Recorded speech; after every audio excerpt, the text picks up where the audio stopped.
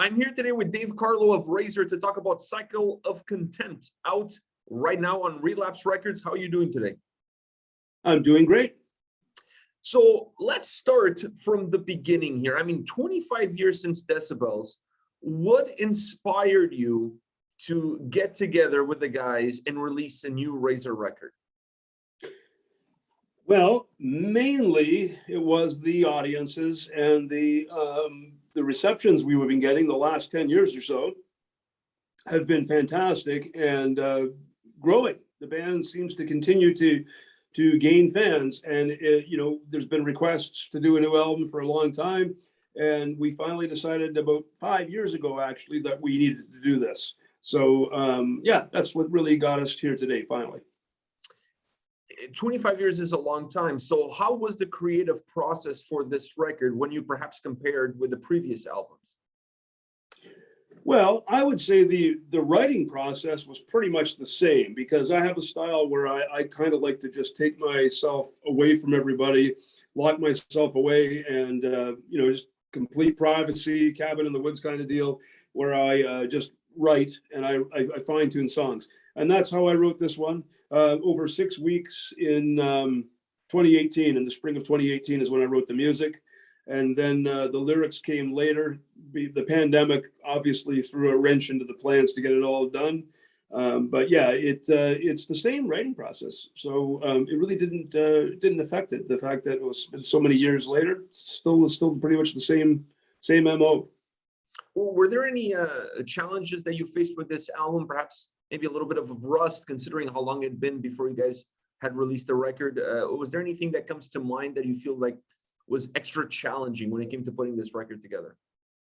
I expected rust. I expected to be rusty and to struggle with it, and it was actually very surprised when it wasn't the case.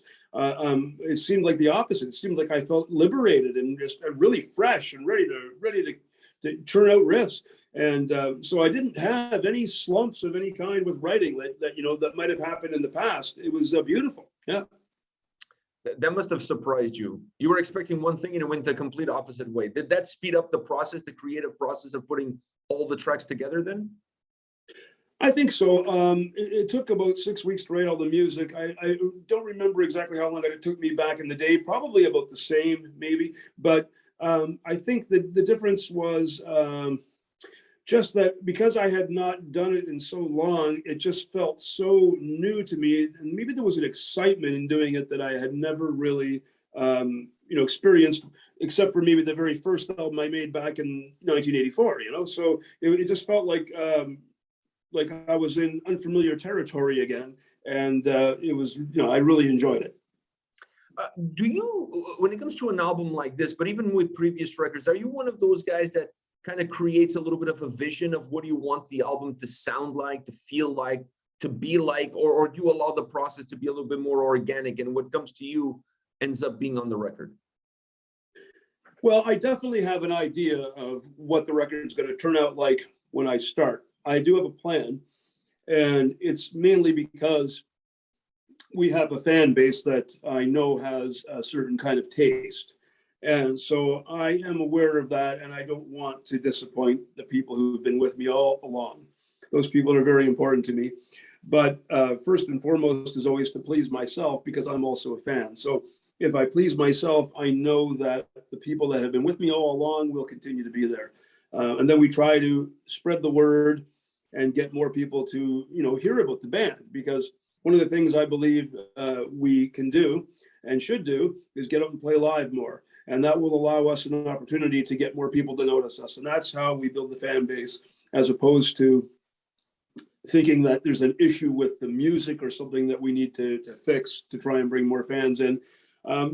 This style of music is not meant to be the most appealing style of music to the whole world audience. I'm not looking for the 8 billion people or however many people we have to be Razor fans. I'm playing for a certain kind of person who likes a certain kind of music, and that's what I'm intending to do. So I'm not thinking about it commercially when I'm writing it at all. I'm just putting out what I think we want to hear. If it's pleasing to my ear, then I think it'll be pleasing to their ear too. So when it comes to the sound on this album, for those out there that haven't heard the record yet, is this album Razor being Razor, or can fans expect maybe a couple of different nuggets here and there? Well, I think it's Razor being Razor, but it's also Razor being more experienced in terms of standards. Our standards are higher. So in every area, the standards have been raised, including the songwriting.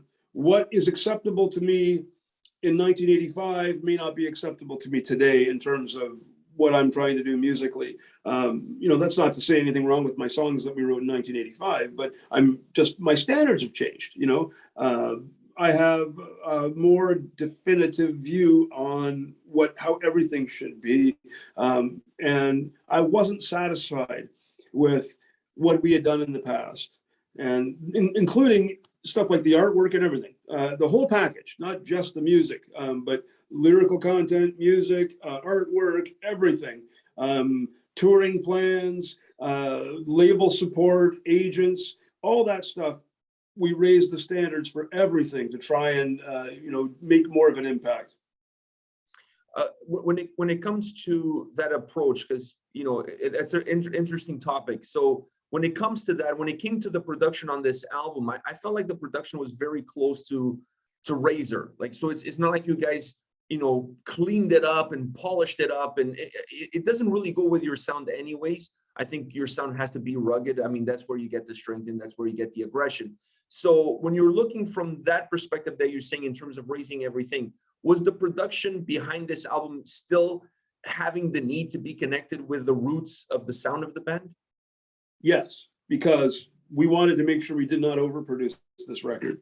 Because one of the things you have available to you now that we didn't have back in the the 80s was the ability to, like, you can record now with technology is so superior that you have so many ways you can manipulate your music, and you don't want to overdo it. Like, it reminds me of like a chef, and he's got a million spices he's putting into his cooking, what he's cooking, and it's like, okay, but what you'd really impress me with is if you can make good food with just using salt and pepper and nothing else. Okay, the fact that you've got to add a million things to your food here tells me that you're just overdoing it. That's my analogy, because I think people do that with effects and with EQs and with all kinds of things they can do. They can overproduce a record, reverbs and all this kind of stuff, and just make it too squeaky clean, too polished, and then it becomes sterile sounding. And we're trying to sound raw. So I want to keep things as basic as I can and not overdo it in that area. So that's what we try to do with this album, try to make it sound very raw so that, reproducing it live is not going to be hard to do.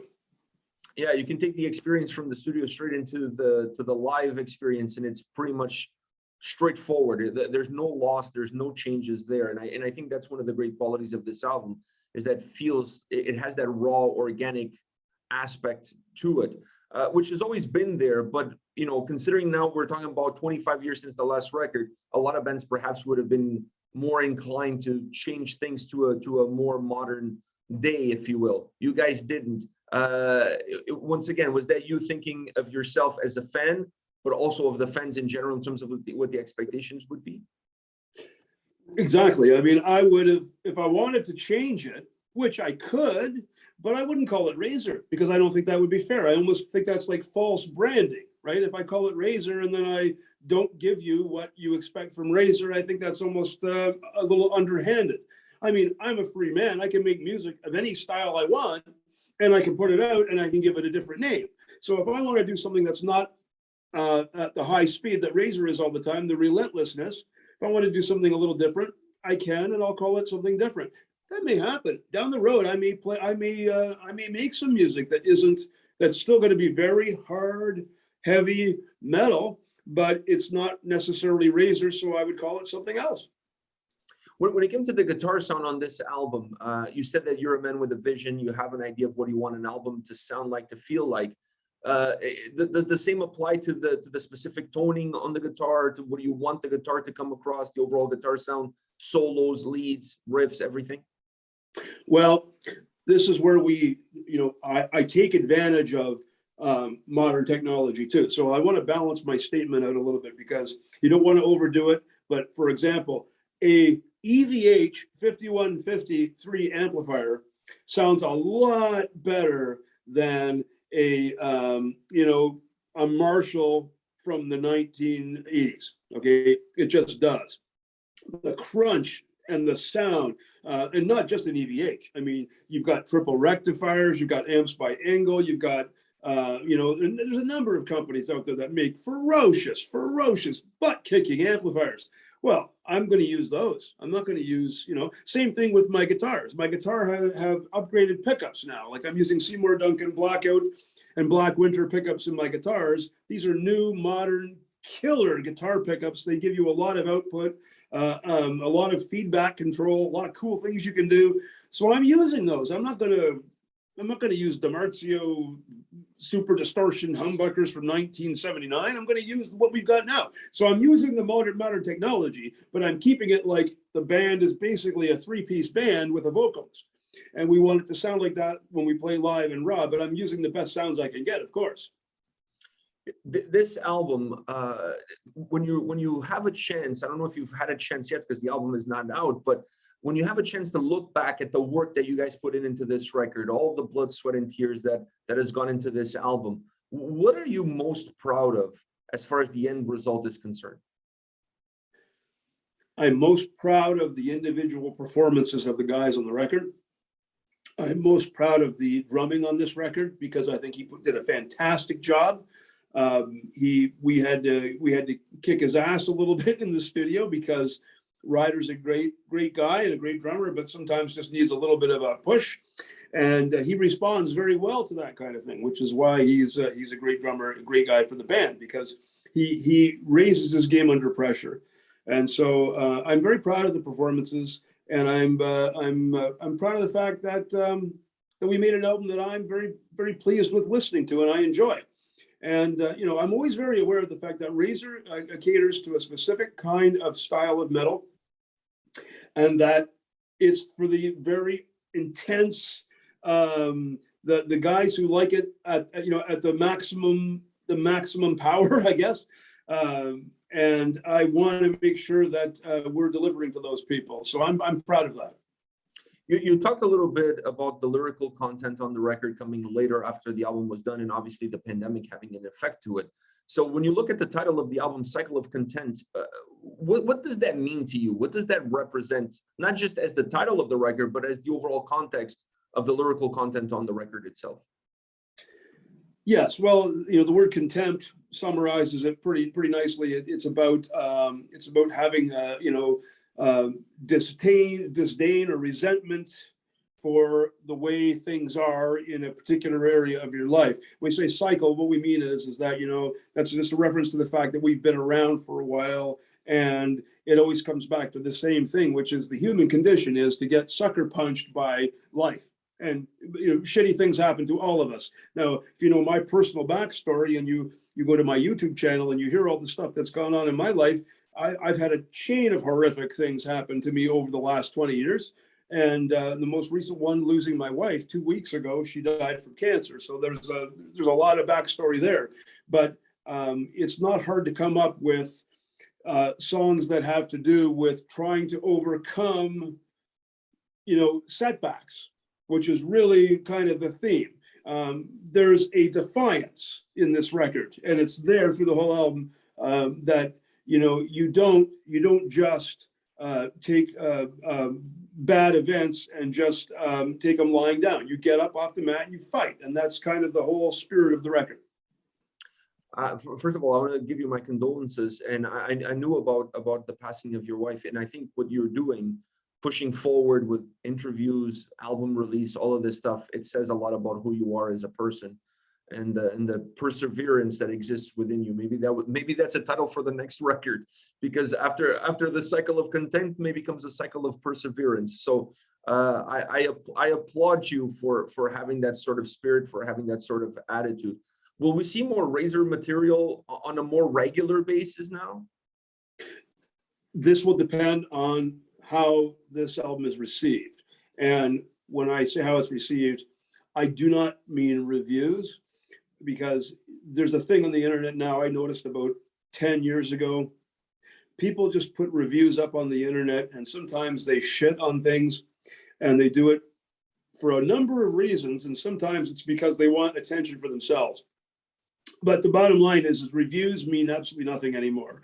Although I still like to get good ones. I mean, I'll enjoy a good one. But having said that, I really learned about 10 years ago that you cannot make a decision about whether a band is good or not based on two things. The reviews that get posted, because some of these people are just trying to make a name for themselves or get attention to themselves.